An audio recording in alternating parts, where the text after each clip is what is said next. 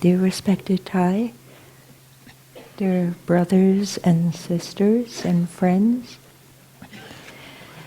today is the 1st of April, the year 2018, and we are in the full moon meditation hall of the New Hamlet during our spring retreat. Today is also another day, a very important day for our Christian friends around the world. Today is Easter Sunday, a day of great joy and celebration of the resurrection of Jesus. Easter represents the renewal of life through Jesus Christ, giving much joy, hope, and faith. In fact, next Sunday is also an Easter Sunday for the many Orthodox Christians around the world who use another calendar, the Julian calendar. So this year there are 2 Easter Sundays, today and next week.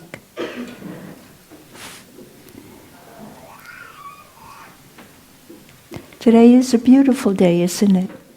The sun is shining, the sky is blue, we see the white clouds, and even the full moon this morning was shining. It's truly a wonder of life to be capable of seeing and appreciating the present moment. We can observe that Easter is expressed in different ways, and it encompasses the spiritual as well as the more secular aspects of life. If we go to church, we will experience the more sacred side. We will hear the uplifting sermon of the priest or minister, hear the scriptures read and the prayers, the chanting, the choral music, and also appreciate the white lilies of Easter, very fragrant and beautiful. If we go to the stores, particularly the large food chain stores, Easter is seen in another way. There are displays of chocolate rabbits, chocolate eggs, rabbits wrapped in gold foil, colored candy, a variety of marshmallow candy in the form of baby chickens and fruit. So these are expressions of another aspect of Easter that was incorporated by Christianity. As Christianity developed, these aspects were added much later to incorporate the more pagan aspects of spring, the vernal equinox. We know that the chocolate rabbit and the Easter eggs are not found in the scriptures, not found in the gospel.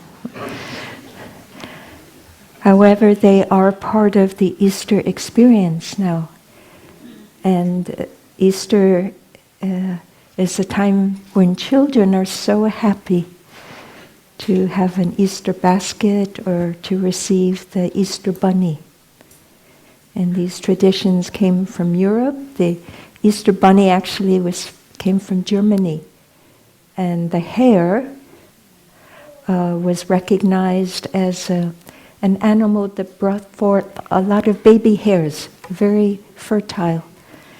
So the eggs were laid, and the children would make a little nest for the hare and leave a carrot, believing that the hare would bring candy for them, and in return they would offer the rabbit a carrot. So these are some traditions that have been developed and preserved over the centuries. Living in the country, people observed the birth of farm animals. The baby lambs, the goats, the calves, the sheep, the chickens, the kittens. So Easter has also become a period of renewal of all forms of life, our spiritual life as well as the life of all species.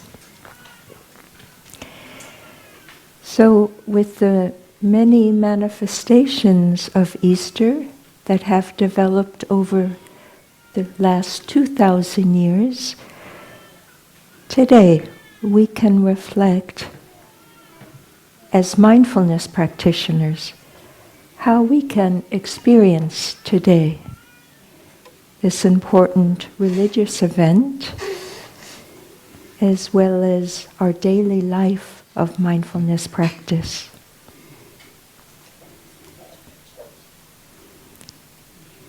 We know that mindfulness enables us to be in contact with what is happening in the present moment, in us and around us. Ta has said that everyone can practice mindfulness. You don't have to be a Buddhist to do it.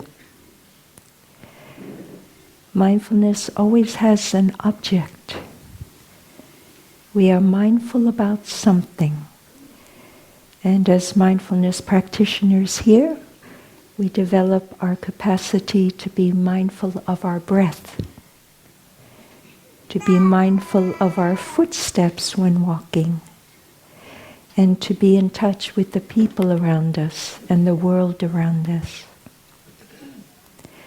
All we have to do is open our eyes and be fully present, to relax, to allow ourselves to let go of the past and the future. And what will help us with this practice is we stop our thinking. So while we're doing our two basic practices of mindful breathing and mindful walking, we let go of our thinking and we bring all of our attention to our breathing. We experience our breath. We experience how the breath enters our body and how it leaves our body. We bring all our attention to every step that we make. We experience each footstep. So that means we'll bring our attention to the bottom of our feet as they touch the earth. We'll feel the earth's solidity, her stability. We'll be aware of the freshness and the beautiful green grass that the earth has offered us. So these are aspects of being aware of something. And our two basic practices of mindfulness here are the practices of mindful breathing and mindful walking.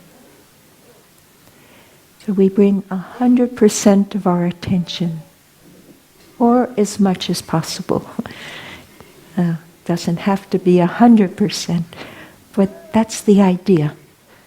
Please don't expect yourself to practice 100%. It's not about perfection.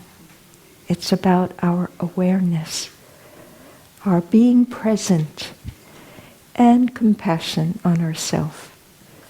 So just walking is good enough with awareness. Just breathing with awareness is good enough. And we'll notice as we do these two simple mindfulness practices that our mind will become more peaceful, more relaxed. We'll be able to experience the more wonderful aspects of life, that there is beauty, there is peace, and we can create peace and beauty in us and around us with our mindfulness practice. Thai has said over and over again that we can live the present moment very simply, without a lot of effort. We just need to be awake. So we wake up.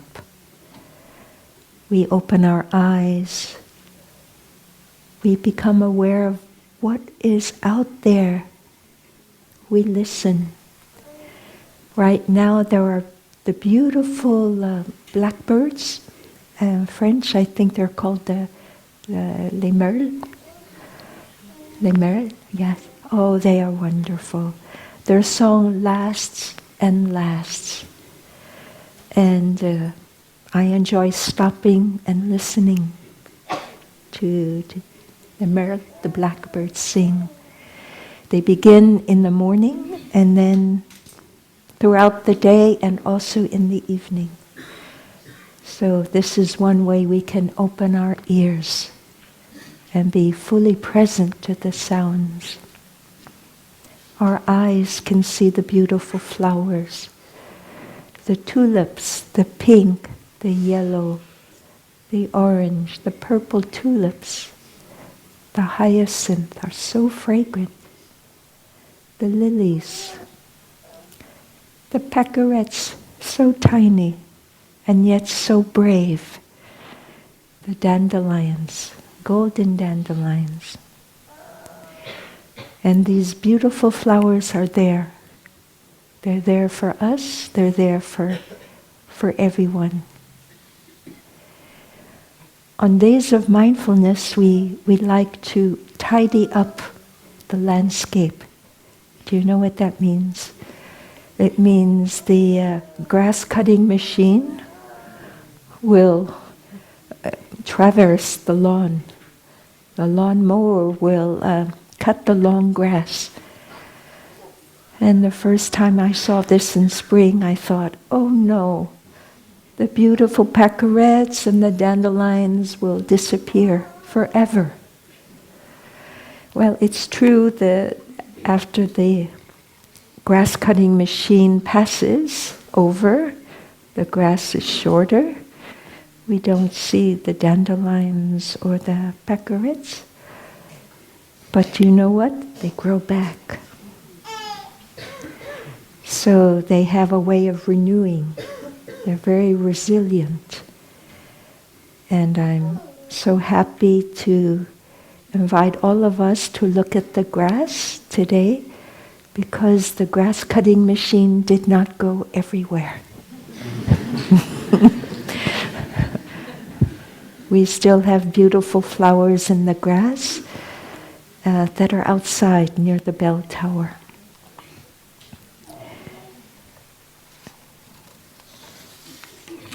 So we have many opportunities to observe, to listen. One of my favorite trees at this time of year is the magnolia tree.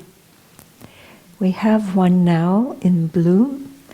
It's blooming and not fully in blossom. But what I find most amazing about this tree is that it blooms and it has no leaves. None whatsoever. Later on, the magnolia tree will produce green leaves when the flowers have left.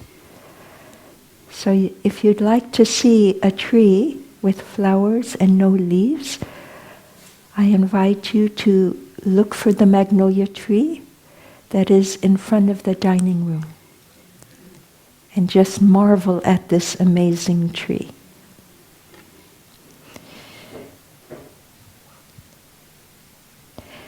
As we continue to appreciate our mindful breathing, we notice that we can relax our body.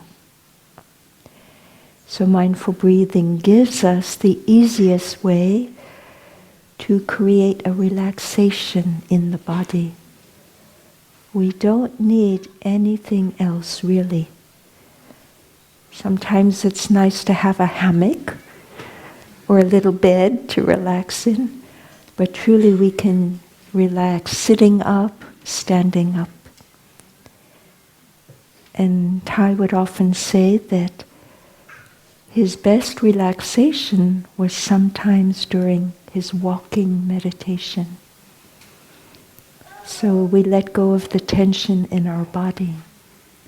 We simply let our feet walk. We breathe. And while sitting on the out breath, we can be aware of the body and let go of the tension in the body on the out breath. So I see all of us are sitting now. Shall we do this together? Let's enjoy breathing in and out while we listen to the sound of the bell. We can create peace in ourselves.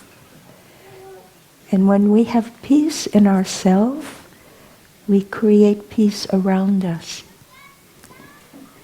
So now we'll be able to create a field of relaxation and peace, all of us, breathing together, offering our peace to one another.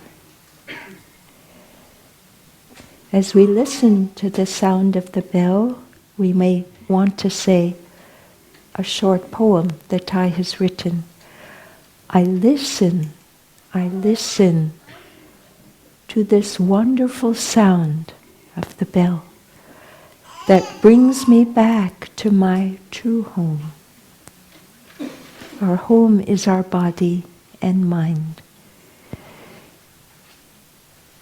And we listen to all kinds of bells and birds and children. And these are the bells of mindfulness that remind us, yes, I can stop. I can stop my busy thinking, my busy life.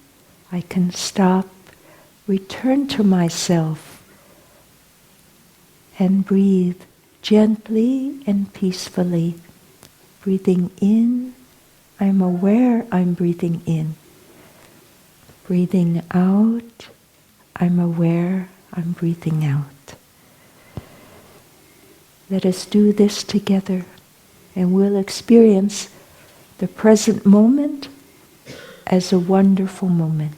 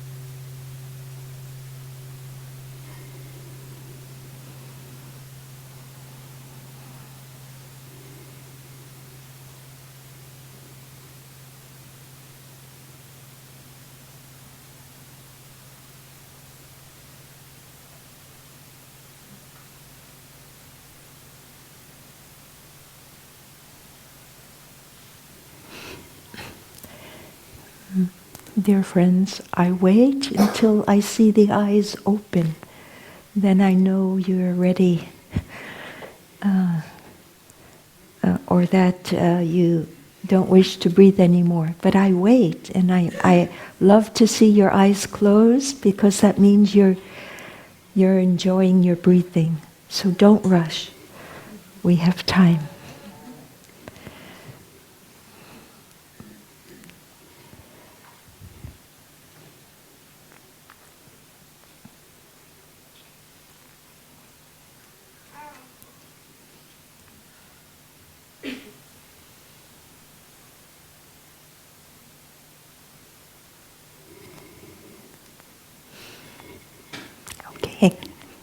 enough eyes are open. I want to continue for just a few more minutes on how I practice with spring, because it's such a wonderful opportunity to appreciate the season, to appreciate our capacity of being mindful of what is out there. The other seasons are also beautiful. Every season has its beauty, has its flavor, has its temperature. But perhaps spring, with the emphasis on renewal, awakening, and being alive, for me this is a wonderful opportunity. Another practice that I enjoy doing in spring is, as I walk on campus in New Hamlet, I look at the branches of the trees, and I like to pay attention to the buds, the little tiny buds that are on the branches now. And I look each day, I look to see they've opened more and more.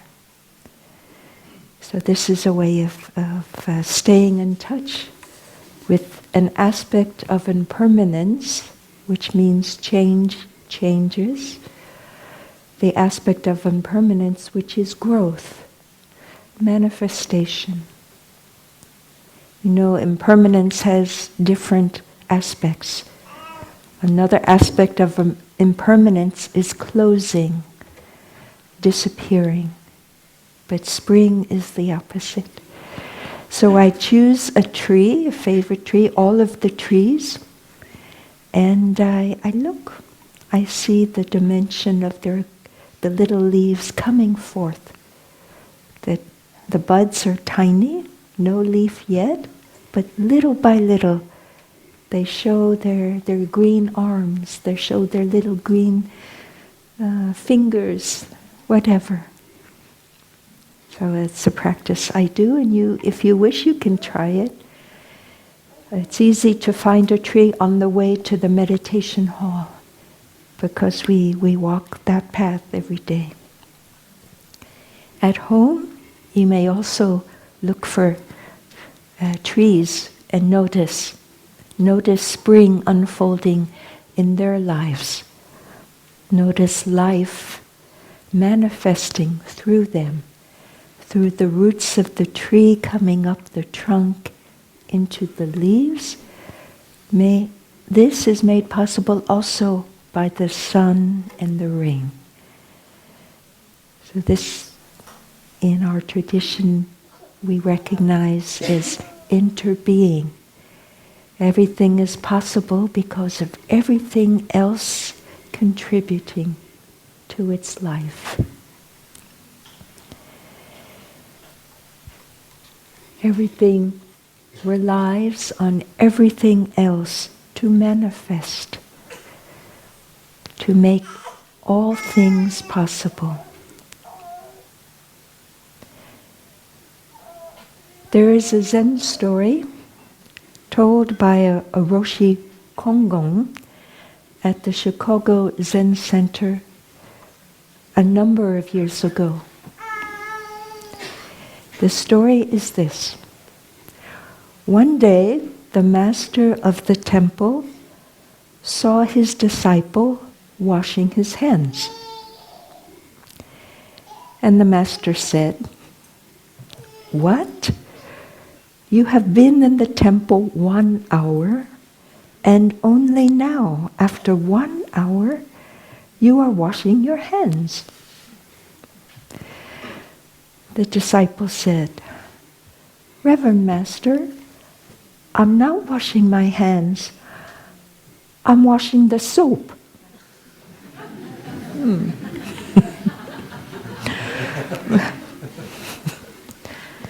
Silence. What can you say? Well, there's truth in that too, isn't there? Apparently, in the temple, there was a tradition that when you come into the temple, you wash your hands right away. to have a cleanliness of your body and mind. So when the master saw a disciple washing his hands after 1 hour, he had a perception. And he thought the disciple was late, negligent in doing what everybody does. Coming into the temple, you wash your hands right away. So the master had a perception, and he asked a question to verify his perception, perhaps in a strong voice, a little bit of a scolding or whatever. Masters do what they think they have to do, Zen masters. But the answer the disciple gave was very interesting. Master, I'm only washing the soap. I'm not washing my hands. But in fact, perhaps the young disciple, the young monk, saw that the soap was dirty. You know, sometimes we've seen that the bar of soap has been used by someone who had fixed the automobile and changed the oil or planted a tree and washed the hands. And the soap suds were left on the bar of soap. And the soap suds were a little bit gray. So maybe the disciple thought, oh, I'd better wash the soap and make it pure and clean. Or maybe the disciple forgot to wash his hands.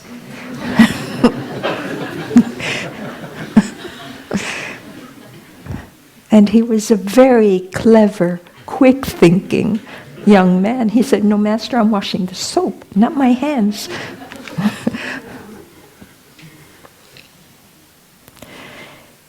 But the truth, as we look at it, perhaps in Zen language, is the hands are washing the soap, and the soap is washing the hands. It cannot be other way. Cannot be otherwise, because there is contact. The hands are in contact with the soap, and the soap is certainly in contact with the hands. But one very important condition is necessary. And if this condition is not present, there's no washing of anything. And this is the condition that water needs to be present. So for washing anything, we need enough conditions. For the manifestation of washing hands or washing soap or washing this or that, we need water. So in our way of looking at life and manifestation, we need enough conditions, sufficient conditions for anything to happen, for anything to manifest.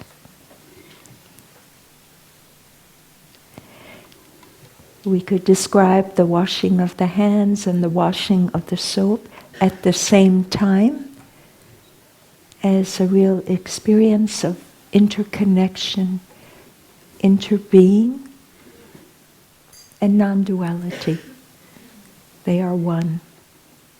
It's one action, and everything is happening in this one action.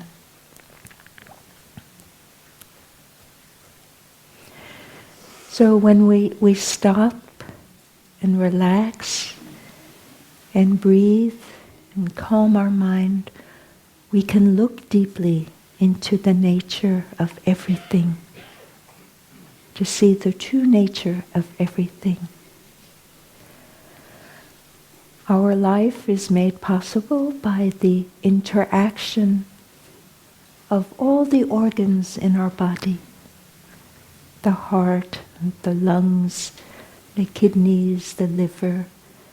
We need air, don't we? And the air comes from the trees, the oxygen.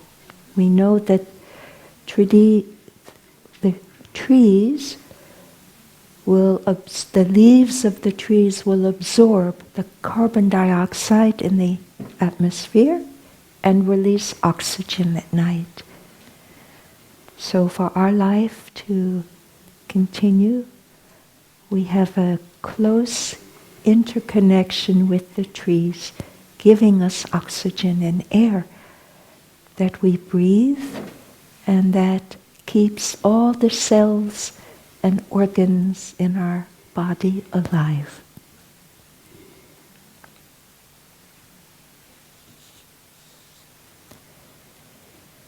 So I mentioned that with mindful breathing we can stop and think, let go of the thinking, enable the mind to stop its constant thinking, its constant spinning with words, so it can relax. So let us do this again.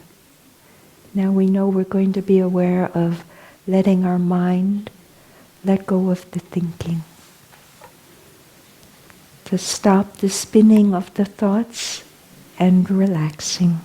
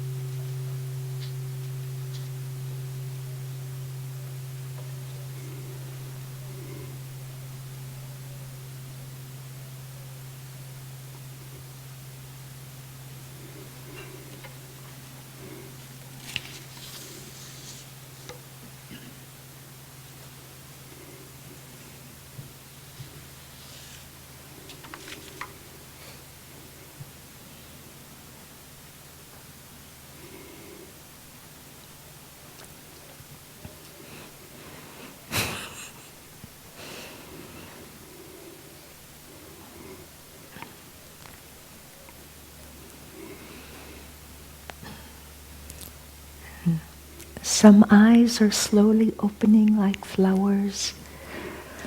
May I continue? Let us gently open our eyes. Did you experience some relaxation, some peace? Experience your mind not thinking, but the mind breathing with the body. And this is what we can experience with mindful breathing. In our practice as mindfulness practitioners, both monastic and lay practitioners, we recognize that understanding our mind is very important, very helpful for us in our daily lives, and for having harmonious relationships. I'd like to give us an opportunity now to visualize a circle. If you wish, you can draw a circle. Thai would usually draw a circle on the board, but today I thought I would be lazy. I'm not going to draw a circle on the board. I would just enjoy sitting here. So I'll let you draw the circle if you wish, or just imagine a circle. So the circle will represent our mind. And what I will share will be perhaps of interest to people who are new to the practice, who may not have seen the circle or know about the circle. Others who have had experience with the practice, thank you for your patience on hearing it again. But sometimes it's nice to review. So we'll imagine a circle representing our mind. And there is a line dividing the circle into two halves, the top half and the bottom half. The upper part of the circle, Thai has called the living room, the salle de séjour, the living room. The bottom part of the circle, Thai has called the basement. If we wish to simplify it further, we can say the upper part of the circle is upstairs, and the bottom part of the circle is downstairs. Imagine a house. There's an upstairs and a downstairs. The upper part of the mind, the upstairs, is where the seed of our mindfulness manifests and lets us know what is going on in our body, in our feelings, in our emotions, and in our environment. Because the upstairs is connected to all of our sense organs. Our eyes, our ears, our nose, our tongue, our body, and our mind. The bottom part of the mind, the downstairs, is where all the potential emotions, feelings, and all past experiences that we have had, our parents have had, and our ancestors have had, and even transmitted to us from many generations of ancestors. In the downstairs, this is where all these experiences are stored. They are kept there. They are stored in the form of seeds, little grains, little tiny seeds, or called bijas in Sanskrit. And these seeds will sleep, and they will continue to sleep however long until something wakes them up. So they sleep until a stimulus from the environment reaches them through our sense organs, until something activates them through our eyes, our ears, our nose, our tongue, the sense of touch, and our thinking. When the seeds wake up, they come upstairs. Okay, they come to the upper level of our consciousness, the mind consciousness, in the form of a mental formation. Then we can recognize what they are. Sometimes at the level of store consciousness we can't recognize. But when they manifest, they come upstairs, we can say, hello, I see you are there, good morning. And we can recognize them then. We can call them by their name. If we are mindful. Okay, so this energy of mindfulness is very important. The seed of mindfulness is also downstairs. And it will sleep. It will continue to sleep unless we learn how to wake it up, how to develop it, how to help it grow. And this is why the two practices of mindful breathing and mindful walking that the Buddha taught, discovered and taught, and practitioners over thousands of years have continued to practice, and Thai has taught us. The reason we practice mindfulness throughout the day is so this seed of mindfulness will not sleep all the time downstairs. We can, each time we breathe in and out, and we experience the breathing in and out, mindfulness has already woken up, come upstairs to the upper part of our mind, and is ready. And it's like a good friend, always ready to help. So mindfulness is there to help us know what is happening in us and around us, what is happening out there, and it helps us name it. Okay? But it doesn't always give us the name, and that's okay. But it helps us be aware, all right? So it's awareness. So mindfulness is a seed and it sleeps. And until we learn about how to activate the seed of mindfulness, how to water it, so it will manifest and be an energy in us, until we learn this, we don't know how to be mindful. So it's as simple as that. We can help children. If you're a teacher, or if you're in any other work-related occupation where there's stress, where there's suffering, where there's tension, then probably the kindest thing you can do for everyone is that you be mindful, okay? You stop and breathe, you smile, and your mindfulness energy will be experienced by people to some extent. And if several people at work or at home, this really applies also to home with children, with teenagers. If several people are living mindfully, this energy is shared. It takes time. It's not like instant coffee, where you add water, stir, and everybody's fine. It's not quite like that. That's why we have groups of practice. We have sanghas.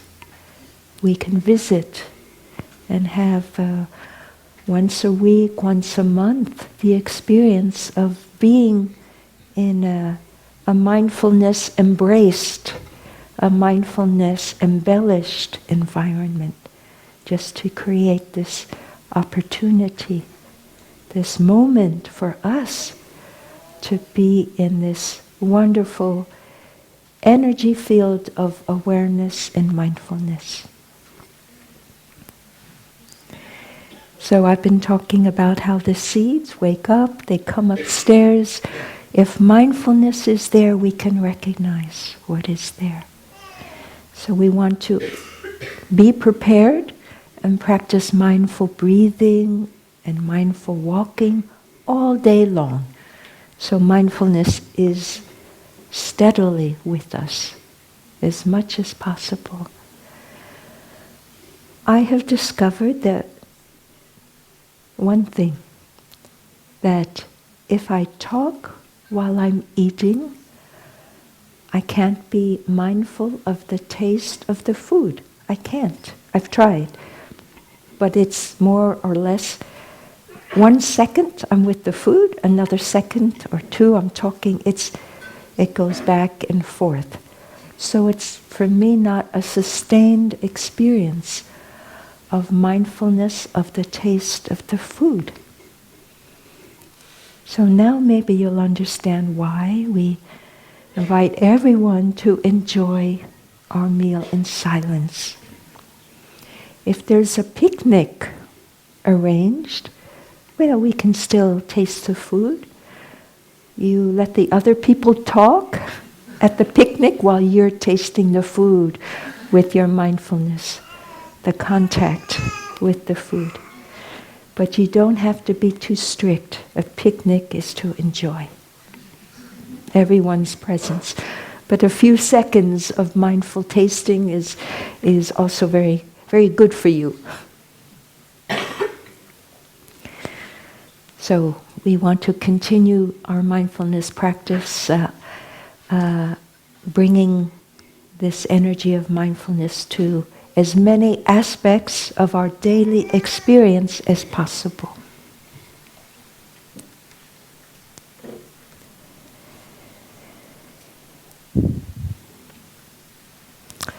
let us enjoy a moment or two, depending on you, of strengthening our mindfulness energy with breathing. Let us relax and just be with our breath and no thinking, if you can. Just enjoy the breath. You may close your eyes if you wish or keep them open.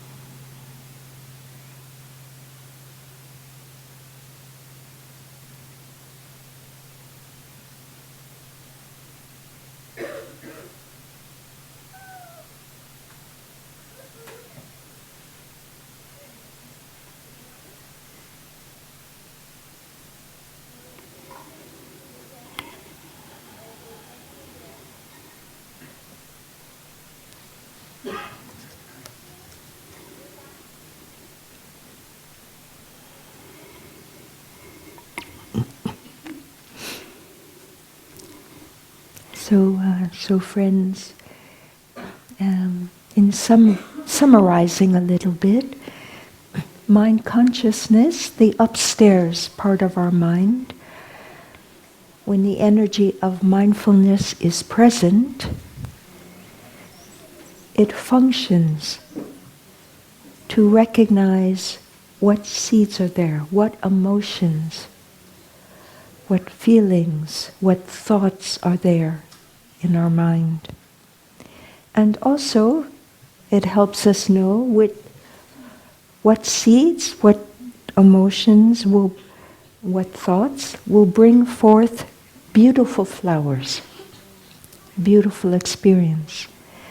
And which seeds that are there will bring forth not so beautiful flowers, will not produce beautiful flowers.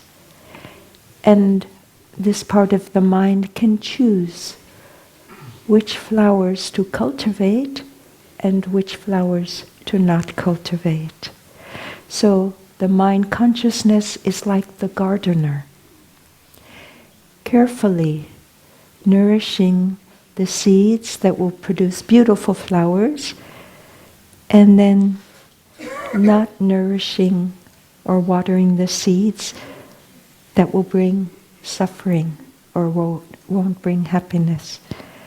So, for example, when the seed of happiness and appreciation and love is watered in us by the words that people speak or by what we see, the mindfulness can help this seed and this experience stay longer in our consciousness. And it will also be strengthened in the downstairs part of the mind. If we have an emotion or a thought of hatred or jealousy or revenge or anger, fear, so the mind will recognize, the mind consciousness will recognize, with the presence of mindfulness there, letting us know what emotion, what thought is there, the gardener will recognize these flowers are not so beautiful. Let's not water them so they won't stay too long, so they won't grow. Because if they stay in our mind too long, the thought of anger, revenge, hatred, despair, if they stay too long, it will change the terrain.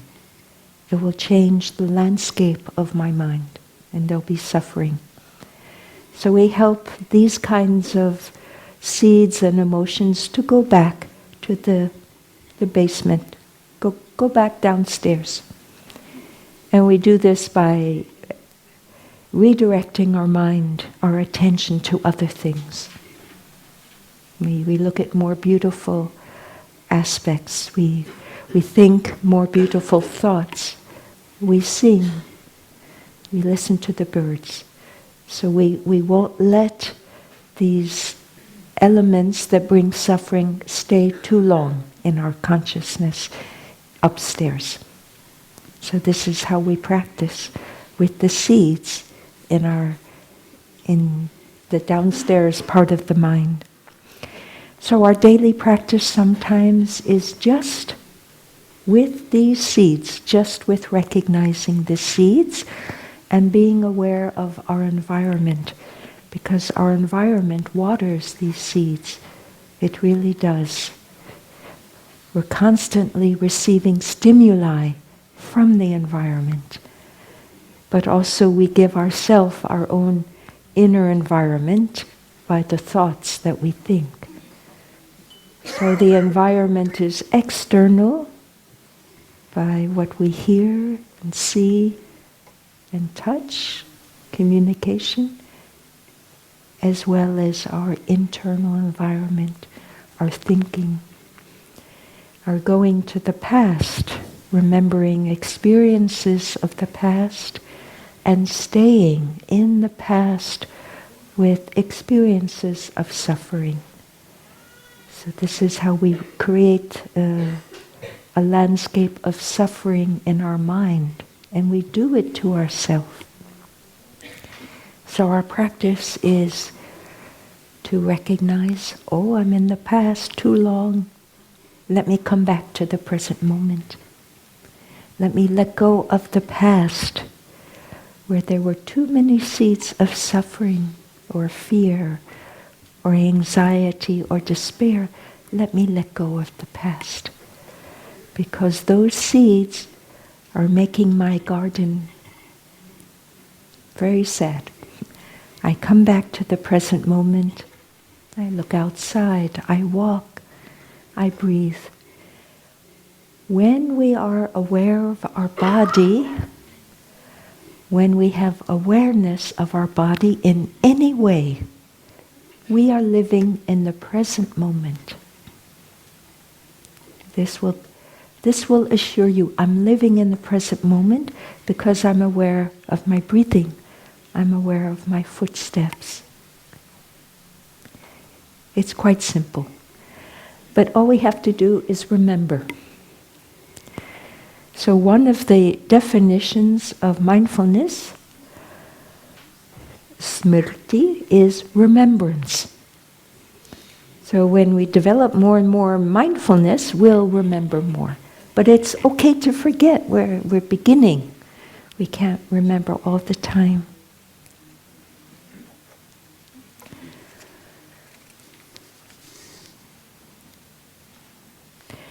Part of spring is to renew our body and mind with awareness of our thinking and speaking, awareness of our body, to take care of our body. Because this season allows us to be outside more and more. Even if there's rain and wind and almost freezing weather that we've experienced recently, but we still have more daylight now, so we can take care of our body. It's a time to begin anew with ourselves and with our relationships, to renew and refresh our relationships with others, to develop more understanding, compassion, and love for ourselves and for others. We have practice here in Plum Village we do every 2 weeks. And I hope all of us will have the opportunity to learn more about it. We practice sharing, communicating with others, how much we appreciate them. Their qualities, we thank them, we let them know that their smile brings us a lot of warmth. Just things you notice about people important to you, we share. We learn how to apologize if we make mistakes that have hurt others. And we also recognize the difficulties that we're facing and whatever suffering we may be experiencing. And we share this with others in gentle ways, never blaming anyone for any difficulty or suffering we have, but simply acknowledging that I'm aware of some suffering coming up in me, and darling, I know it's not your fault, because we all know about the seeds downstairs. All these seeds are downstairs in me, and they're coming up now. Because they've been woken up. So if there's something, some ways people are speaking or acting that wakes up the seeds that are sleeping, we can let people know. Calmly and by not judging or criticizing them, but calmly let them know that this wakes up the seeds downstairs, and then I suffer. And if I suffer, you will suffer. So let's be happy together. One couple last summer described a wonderful phrase that they use together in their couple's relation, in their marriage. And when things begin to get a little bit tense, a little bit difficult, it's not flowing anymore, they say to each other, they look each other in the eye and they say, let's sit down. They look each other in the eye and they say, let's just be human together. That's a beautiful way of giving both of them permission to be human and be happy together, with the practices they do.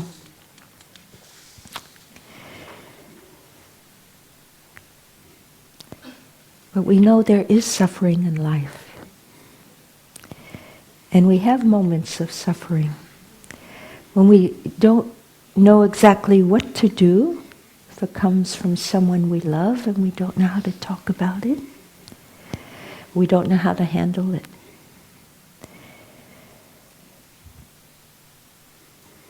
And very often we don't want this suffering to really penetrate us.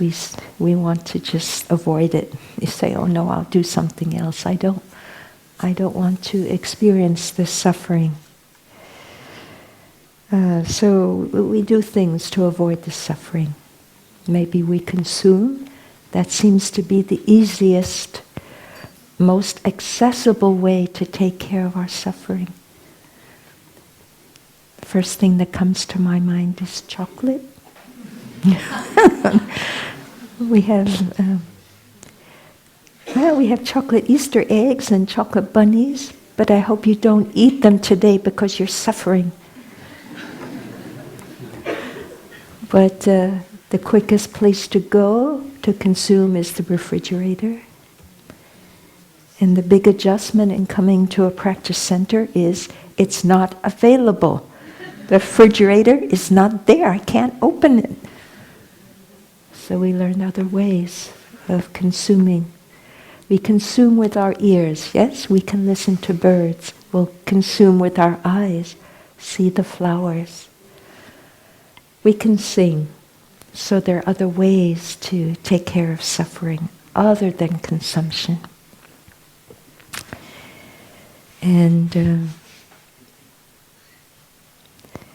there's a part of the mind that is called the manas. It's between downstairs and upstairs. Maybe we call it the mezzanine. I don't know what you would call it. But it's before you get upstairs, and it's before you go downstairs. There's manas. And this part of the mind specializes in avoiding suffering. It won't listen to anything we say about moderation, please. Not too much, a little bit. It won't listen. It says, no way. So we overdo. We overeat, we oversleep. Too much partying, we consume a lot. We seek pleasure at all costs. Because Manas believes in a separate self. It hasn't woken up yet to interbeing, that we affect others and others affect us. And if we want happiness, then real happiness, then we need to live in a different way. Not just for me, but for us. It thinks in terms of me, not us. Us is not part of the vocabulary of Manas. It has a very limited capacity to embrace. So the solution that Manas will give us always, the solution it gives us is avoid, run away from, consume. And it's difficult then if we live from this function of our mind. So we have learned that Thai has actually helped us to see that suffering can truly deepen us. And the Buddha discovered in his enlightenment the first truth that suffering is there. It truly is there. But everything is not suffering. You know that Buddha discovered happiness is possible. But what we should try to do is find out what's causing the suffering. And once we see what's causing the suffering, we can stop feeding it. We just won't give it our attention. We won't give it our energy. We stop feeding the suffering. And then it will dissolve. It'll go away. The Buddha said everything lives because of food, of nourishment. And if we want something to continue to live, to flourish, we feed it. If we want our love to continue, to nourish others, to nourish our relationship, we have to feed our love. If not, it will disappear. If we want our anger and our hatred to flourish, to continue, it does because we feed it with our thinking, with our actions. If we want it to stop, we stop feeding it. We stop giving it our attention, our energy. So, with Manas, we want to recognize, am I doing too much consuming? And we can think about different things, different aspects of consumption. Sometimes we consume too many books. We're reading all the time. We're not available for others. We're consuming too much work. We're not there for the family. This volition is so strong that it drives us to never be home. We're not present for our loved ones, our relationships. So we want to be aware of balancing as much as possible and giving the people in our lives just enough of our attention. The balance with our mindfulness.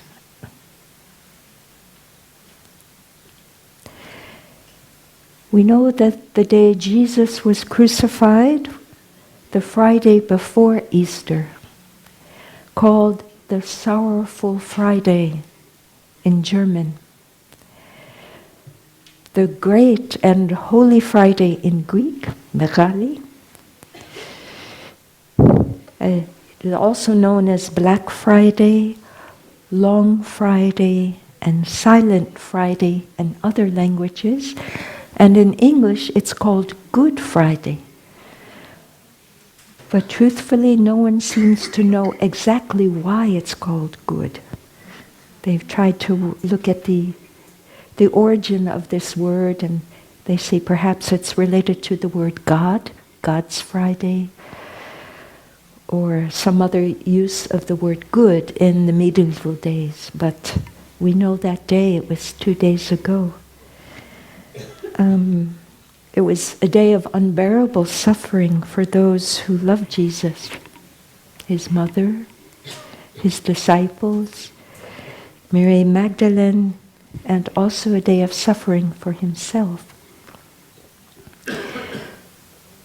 Jesus in his life did have an understanding of the suffering that lay before him, the suffering that would happen. And he said at one point in the Gospels, he said, "Let this cup passeth over me. Let it not happen." But he did accept it. He said, "If it's thy will, it shall happen." As practitioners of mindfulness, we can learn how to take care of our suffering. The first thing is to recognize in our body, in our thinking, in our emotions, am I not comfortable? Is something not right? We recognize its presence, we accept it, we embrace it. And then if possible, we try to find some of the causes. Why is it there? Even if we don't know why the suffering is there, we can still transform it. And this is the good news with mindfulness practice. It can be changed. It can be transformed into another feeling. I want to share a personal experience not too long ago. It was during our lazy period. And you know, lazy days for us are wonderful. We don't have the program. We have a full 24 hours. And we can use them in any way that we wish. If we've wanted to do things during lazy day that we were not able, if we had wanted to do things during the the retreat schedule, and we could not because of the scheduled program, we could not do those things. Lazy days are just for that, for nourishing happiness, freedom, to be in the present moment, to read, to whatever. Thanks to the kindness and generosity of some of our lay practitioners, sisters are often invited to go to the mountains or to the ocean and spend their lazy period in the homes of our lay sangha members. So during this lazy period, many sisters went to the Pyrenees, had a wonderful time. But it was during lazy days, mid-March, maybe it was March 15th, 16th, 17th, 18th, well, around that period. I didn't keep a journal, I was too lazy. So I'm just guessing.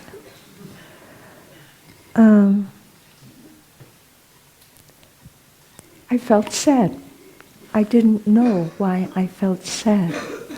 I had no idea why I had this feeling of sadness. Where is it coming from, I asked. Is it coming from the sisters? Because sometimes this feeling can be collective. I can feel sad because others are sad. But there were not many sisters. There were just a few sisters. They were happy. So no, it's not collective. I thought, has something happened in the world? Is there a big sadness somewhere? I checked. No, everything was just as usual.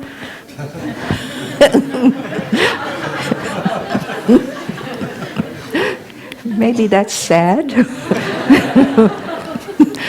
But didn't make me sad. Well, okay. I didn't know. I said, okay, March 15th. What happened to March 15th? The Ides of March, Julius Caesar. I'm not Julius Caesar, I don't worry. Not that. Okay, I'm sad. So, I didn't know. I had no idea. But I knew I wanted to practice with the sadness. I didn't want to continue to be sad. So I accepted it. I first began with my body. I talked to my body. I said, "You're suffering. You're here in me. Where are you staying? Are you in my lungs? Are you in my lungs right now, sadness? Which is why my breath is a little shallow and short. Are you in my heart? Oh, if you're there, that's why my heart feels a little bit heavy. Or are you in my eyes? That's why my eyes have a little bit of tears. Why? Where are you, my sadness?" They didn't answer. So what I did then is I went outside. And this is what I do when there is sadness. I go outside. I don't stay in the room where sadness manifests. Because if I'm in the room just with my sadness, it's sadness in me, and sometimes sadness is stronger. So I go outside. And this is where I practice with my sadness. And it's very effective. When I went outside, I saw the blue sky, the white clouds, the fresh air. I heard the bluebirds, I saw the flowers, the green grass, and immediately I was nourished. These other things took the place of the sadness. And I did one thing that's very, very important for me in transforming sadness. I enjoyed walking meditation. I walked just to walk, to feel the earth, to appreciate I was moving forward. And as I walked different places, I heard the pebbles with each footstep. As I walked on the grass, I felt the soft earth. I saw the dewdrops in the grass, like little diamonds glittering. So nature is there. And Thai has always said nature is our Sangha as well. Nature is always there, available to nourish us, to embrace us. So, there is a way to transform sadness if we step out of the environment, if we stop the thinking. Sometimes there's no thinking, but simply the emotion comes up. And that was my case. I wasn't thinking about anything. Actually, I was studying, I was reading, and I was doing what I loved, and I was happy doing it. And yet, whoa, sadness came up. And I also do something else, and that I know that there have been research done on the effects of listening to Mozart, how it changes the brain waves. There was a great French physician by the name of Tomatis who discovered this and really developed a whole program using sound, but particularly he found the effects of listening to Gregorian chant and Mozart as a way of changing the interior landscape of sadness. So I listened to Mozart piano concertos, played by Alicia de la Roca. Any pianist will do, I'm sure, but anyway. And I walked. So we practice. I find it's necessary to practice with the body, with walking, also in terms of their neurons, by listening, has also been very helpful. So maybe the sadness has come from childhood, from a time in our life before there was language. We were so tiny, and maybe there was sadness in the family, and we received it. So these very early experiences, we know, are downstairs, and they can manifest. They're in store consciousness, and they can manifest at any time, as well as other emotions and feelings, such as panic. Panic or fear, that can come up as well. So walking is very calming and relaxing and soothing. Being outside in nature. So let us practice listening now to a bell of mindfulness as we come back to ourself. We'll experience taking care of ourselves now. The breath as it takes care of ourselves, as we take care of ourselves with our breathing.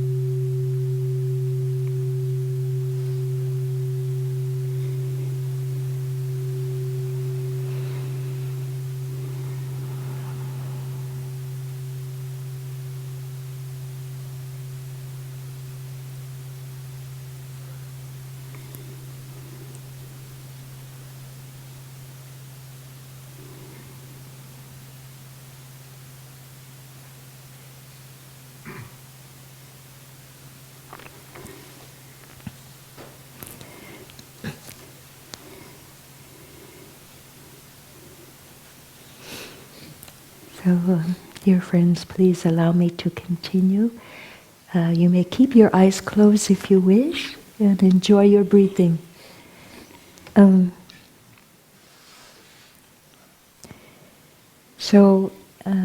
in touch with earth when strong emotions are present gives us the capacity to benefit from earth's wonderful energy, her stability, her solidity, and her wonderful acceptance.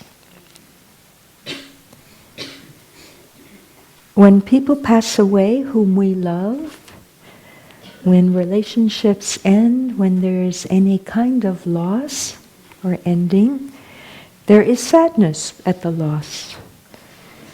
In the case of disappearance, we know we won't see them again.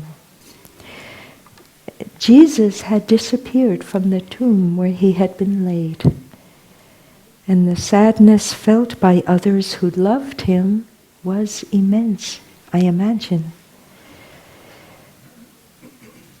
On the Easter morning when Mary and Mary Magdalene and the disciples went to anoint Jesus with and prepare the body for burial, as was done in those times, they found he was not there.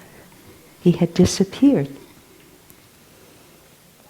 And then depending on which gospel is read, then they were told that he would appear again. But in our lives, when there is disappearance, when things and people disappear, it happens. On the board in our room, in our dining room, sometimes we see the message, "Oh, I can't find my thermos. Where is the book that I laid on the table? My scarf has disappeared, my telephone." I've had these experiences where things sometimes disappear and they appear again. And once I had a USB, a little USB. They're tiny, but it contained my documents, everything I had stored for 10 years. This little USB, tiny. but it disappeared. I came back from a retreat and it was no longer there. Oh, now that loss was immense. But what I said to myself was, it's just not manifesting anymore. That's it. It's not manifesting. And that was much easier for me to accept. It's not manifesting. And I got over it. I eventually got over that experience. So things disappear. People in our lives, whatever. Like butterflies, landing gently, landing softly with their loss, they go elsewhere. They go elsewhere. Butterflies have almost completely disappeared from the planet, but not completely. Their population has diminished because of the climate disruption, the climate change. And when we see a butterfly, it's wonderful. It's a beautiful moment. Many species are disappearing, we know that. In the land, the sea, and the air, many forms of life are disappearing. But we know we can do something, and we are doing something. We're recycling, we're diminishing our carbon emissions, we don't use the car one day a week. We are doing things to diminish the effect of global climate change and global disruption. But in our tradition, we talk about disappearance and non-manifestation. We don't really talk about death. We talk about manifestation and ceasing to manifest. So I'd like to read an old Indian prayer that addresses this. There's really no death. There is manifestation again. And I read this because perhaps today it's more appropriate than any other day. We talk about that Jesus died, but in fact he didn't, according to the scriptures. He resurrected from the dead. So in Buddhism, there's always remanifestation, there's never death. And there is a beautiful poem from the Native American tradition. It simply is called an old Indian prayer. And I'd like to share it with you now. It doesn't say which tradition or which tribe, but just Native American. It says, "Do not stand at my grave and weep. I am there. I am not there." Excuse me. "Do not stand at my grave and weep. I am not there. I do not sleep. I am 1,000 winds that blow. I am the diamond glints on snow. I am the sunlight on ripened grain. I am the gentle autumn's rain. When you awaken in the morning's hush, I am the swift, uplifting rush of quiet birds in circled flight. I am the soft star that shines at night. Do not stand at my grave and cry. I am not there. I did not die." Yeah, so today we can celebrate that. We don't die. We remanifest in many, many forms. Thai has written a very, very beautiful poem as well, called Contemplation on No Coming and No Going, which speaks in another way from another tradition, Thai's tradition, Buddhism, Zen Buddhism, from Thai's deep insight into the no birth, no death nature of everything. And this is called the Contemplation on No Coming and No Going, written by Thai. This body is not me. I am not limited by this body. I am life without boundaries. I have never been born, and I have never died. Look at the ocean and the sky filled with stars. They are manifestations from my wondrous true mind. Since before time, I have been free. Birth and death are only doors through which we pass. They are sacred thresholds on our journey of birth and death are a game of hide and seek. So laugh with me, hold my hand. Let us say goodbye. Say goodbye to meet again soon. We meet today. We will meet again tomorrow. We will meet at the source every moment. We meet each other in all forms of life.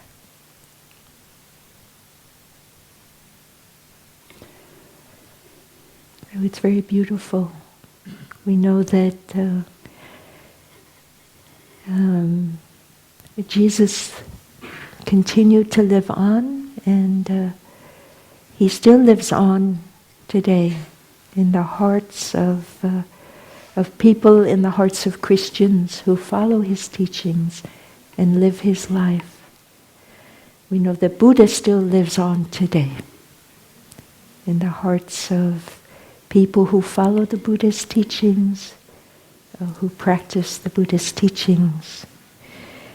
And we can see how life continues, that they live on in our hearts, in our ways of living. So we know that this day is a very wonderful day. It's a time really to celebrate that life continues. There is no death. There is continuation of manifestation, remanifestation of the flowers. There's remanifestation of love, of joy, of hope, of reconciliation. And everything is living together. We're all together. We're all living together in the same house. Buddhists and Christians. This house is planet Earth. And we know Thai has had very close connections with Christians. When he was calling for peace, it was the Christian ministers, the Quakers who sponsored his trip to the West to give talks. Roman Catholic priests and so many Christians were really part of Thai's message of peace. And Thai has written also some very wonderful books on Christianity and Buddhism. One is called Living Buddha, Living Christ, and the other is Buddha and Jesus as Brothers. So there's real fellowship amongst us with Christian friends. And it's possible to have double belonging, it's called. Some Christians belong to their church, they are Christians, they continue as Christians. They continue to water their roots as Christians. And they practice mindfulness. And they come here for the experience of mindful living, and they continue as Christians. Double belonging as Christians, as Jewish people, as members of other religious traditions, it's possible on our part. And they work it out with their tradition.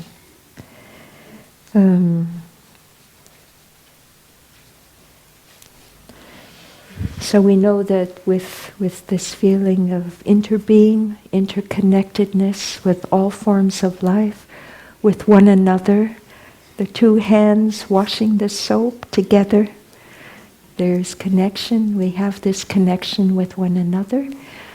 We will continue in this beautiful way.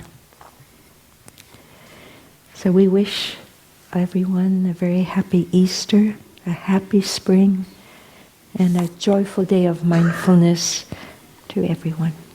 Thank